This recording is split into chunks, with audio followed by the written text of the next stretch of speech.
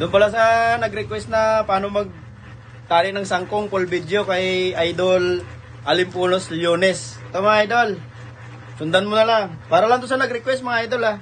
Hindi natin inaano to na gamitin nyo. Ano, sa may gusto lang.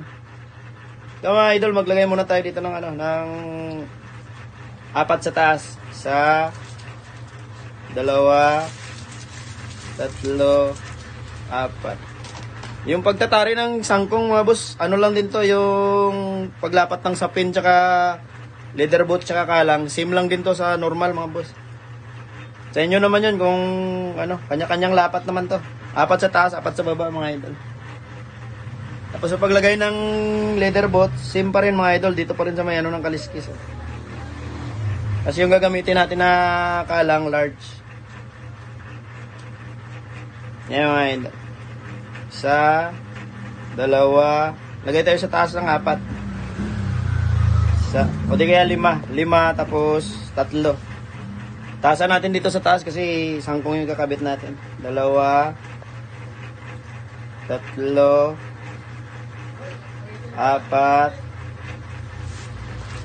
5, 6 na mga boss. 6 sa taas tapos 3 sa baba mga idol. Yan. Para lang to sa nag-request kay Alimpulos Leones mga idol. Shout out sa'yo. Nagbibigyan natin yung ano, yung request mo. Sundan mo na lang, boss. Same pa rin to sa ano, sa normal na ano, na pagsasapin tsaka ano, paglagay ng leather boot tsaka kalang, boss.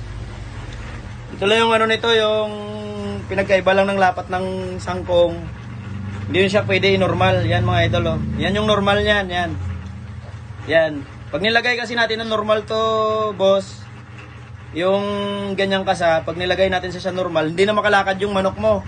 Kasi yung likod nitong tari mo, sasayad na to sa lupa mga boss. Yung manok mo hindi na makakapaglakad. Ngayon yung gagawin natin, nakita mo itong tide na to, yan oh. Yan na lang, sundin mo mga boss.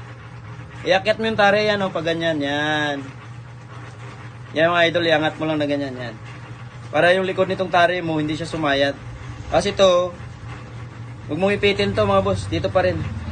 Sim pa rin yan sa normal na ano, na paglapat.